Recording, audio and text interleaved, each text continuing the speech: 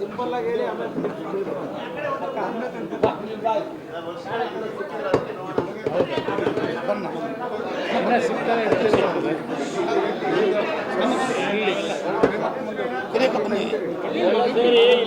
ಮಾಡಿ ಶುರು ಮಾಡಲ.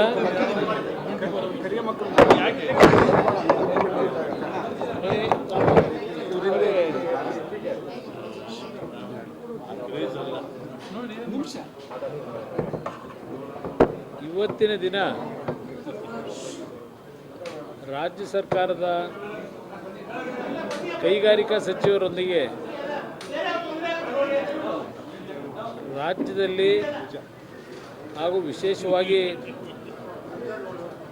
ಕೆಲವು ಕೈಗಾರಿಕೆಗೆ ಸಂಬಂಧಪಟ್ಟಂಥದ್ದು ಮಂಡ್ಯದಲ್ಲೂ ಸಹ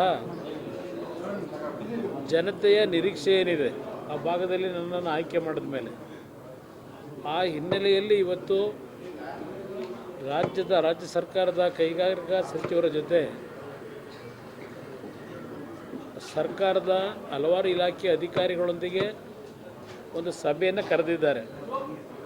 ಆ ಸಭೆಯಲ್ಲಿ ಭಾಗವಹಿಸಲಿಕ್ಕೆ ಇವತ್ತು 2 ವರ್ಷಗಳ ನಂತರ ವಿಧಾನಸೌಧದ ಈ ಒಂದು ಕೆಂಗಾಲರ ಮಂತ್ರಿಯವರು ಕಟ್ಟಿರ್ತಕ್ಕಂಥ ನಮ್ಮಗಳ ಜನಪ್ರತಿನಿಧಿಗಳ ಒಂದು ಕೆಲಸ ನಿರ್ವಹಣೆ ಮಾಡ್ತಕ್ಕಂಥ ಒಂದು ದೇವಾಲಯ ಅಂತಕ್ಕಂಥದ್ದು ಭಾಳ ಜನ ಹೇಳ್ತಾರೆ. ನಾನು ಅದನ್ನೇ ಹೇಳಲಿಕ್ಕೆ ಬಯಸ್ತೀನಿ.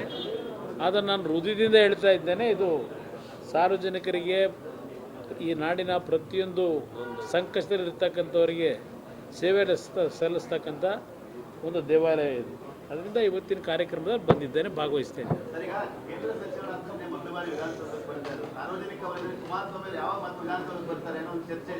ನೋಡೋಣ, ಅದೆಲ್ಲ ಭಗವಂತ ನಿಗದಿ ಮಾಡ್ತಾನೆ.